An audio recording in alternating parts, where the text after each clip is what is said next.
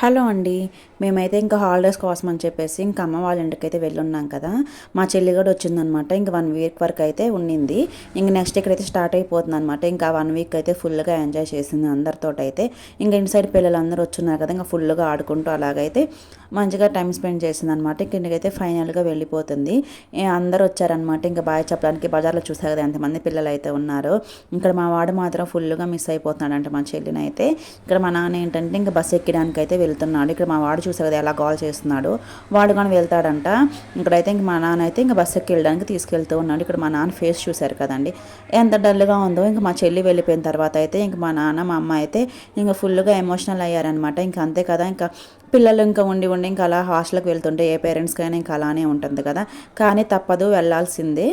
మా అమ్మ అయితే ఇంకెదురు రావడానికి అయితే వెళ్ళిందనమాట. ఇంకొక సైడ్ ఏడుస్తూ ఇంకా అలాగైతే సెండ్ ఆఫ్ ఇచ్చేసి అయితే వచ్చేసింది. వీడియో కన్నా ఇస్తే సబ్స్క్రైబ్ చేసుకోండి.